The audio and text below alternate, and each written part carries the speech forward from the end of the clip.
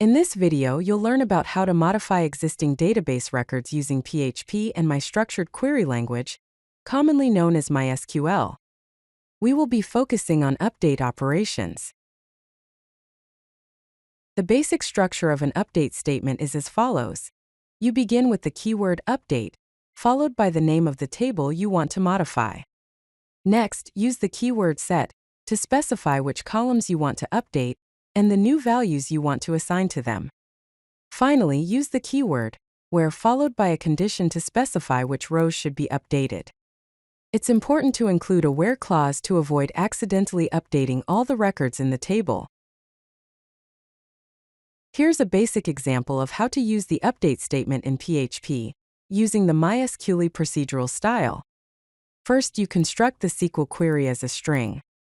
In this example, we are updating the email column in the users table to john@example.com, but only for the row where the ID is equal to 1.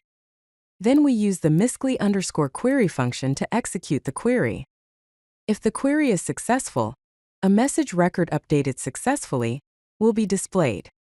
If there's an error updating record message is shown. Prepared statements offer a more secure way to execute SQL queries, especially when dealing with user inputs. In this example, first we prepare the SQL statement using the prepare method.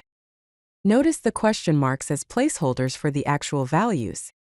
Then we bind the parameters to the prepared statement using the bind_perm method, specifying the data types of the parameters. In this example, SSI indicates 2 strings and an integer. Next, we assign the values to the variables, and finally we execute the statement using the execute method. This approach helps prevent SQL injection attacks. You can update multiple columns at once using a single update statement. Just specify multiple column value pairs in the set clause, separated by commas. In this example, we are updating the name, price, and stock columns in the products table, and we are also setting the updated at column to the current timestamp. These changes will only apply to the row where the ID is equal to 1. The where clause can include complex conditions to target specific rows for updates. In this example, we are updating the salary and bonus columns in the employees table. The salary is increased by 10% and the bonus is set to 500, but only for employees who work in the sales department, have more than 2 years of experience, and have a performance rating of 4 or higher.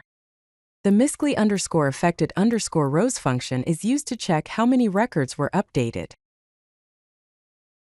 It's crucial to include proper error handling and validation when performing update operations. After executing the query, check the value returned by the MySQL_affected_rows function to determine if any records were actually updated. If the return value is greater than 0, it means the update was successful. If it's 0, it indicates that no records were updated, which could mean that no rows met the conditions specified in the where clause. Always check for errors using MySQL_error to catch any issues that may have occurred during the query execution. When working with update operations, there are a couple of best practices you should always keep in mind. First, always use prepared statements to prevent SQL injection attacks and ensure data security. Second, always include a where clause to avoid accidentally updating all records in the table. This can have unintended consequences and potentially corrupt your data. If you like this video, hit that like button and don't forget to subscribe. Visit codelucky.com for more such useful content.